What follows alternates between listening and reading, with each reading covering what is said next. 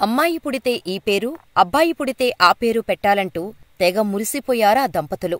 నెలలు నిండే కొద్దీ అమ్మనాన్నలం కాబోతున్నామన్న సంతోషం ఓ పక్క, పుట్టబోయే బిడ్డను అల్లారుముద్దుగా జాగ్రత్తగా పెంచుకోవాలన్న బాధ్యతతో మరోపక్క ఆనందంలో తేలుతున్నారు. ఇంకా ఆ క్షణం రానే వచ్చింది.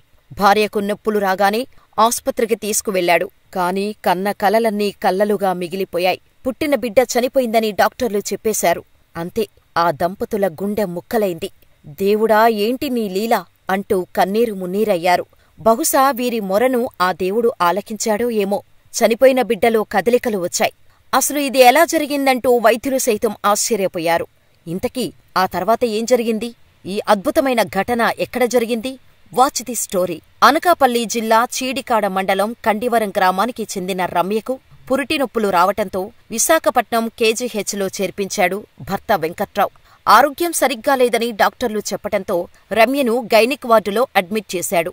ఆరోగ్యం సహకరించకపోవటంతో 25 వారాలకి ప్రీమెచ్యూర్ బేబీకి జన్మనిచ్చింది రమ్య. శుక్రవారం రాత్రి 9 గంటల నుంచి బిడ్డ ప్రసవం కోసం శ్రమించారు డాక్టర్లు. ఇలా 8 గంటల పాటు శ్రమించిన తర్వాత నవంబర్ 9న శనివారం ఉదయం 4 గంటలకు మగబిడ్డ పుట్టాడు. కాని పుట్టిన బిడ్డ వెయిట్ తక్కువగా ఉన్నాడు. దీంతో వైద్యులు బిడ్డకు అవసరమైన వైద్య సేవలు అందించారు. బిడ్డ బ్రతుకుతాడు అని అందరూ అనుకున్నారు. తల్లిదండ్రులు ఎంతగానో ఆనందపడ్డారు. కాని ఆ ఆనందం ఎంతోసేపు లేదు ఆ కుటుంబానికి. ఎందుకంటే పుట్టిన ఆ శిశువులో ఎటువంటి చలనం లేదు. డాక్టర్లు బిడ్డను 6 గంటలు అబ్జర్వేషన్ చేశారు.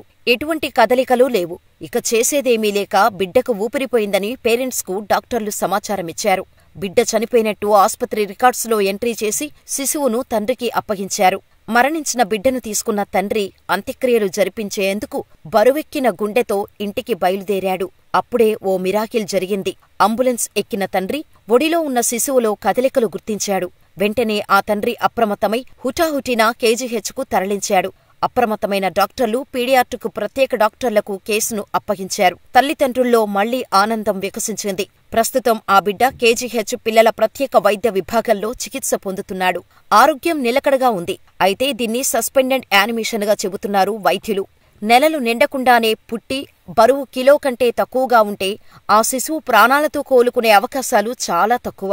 అటువంటి పరిస్థితుల్లో పుట్టే శిశువులు ఊపిరి బిగపెట్టి ఉండిపోతారు. పల్స్ కూడా ఉన్నట్టు బయటపడదు. దీన్నే వైద్య పరిభాషలో ఎపెనిక్స్పెల్ అంటామని, ఈ శిశువు ఊపిరి పోసుకోవటం మిరాకిలని వైద్యులు చెబుతున్నారు.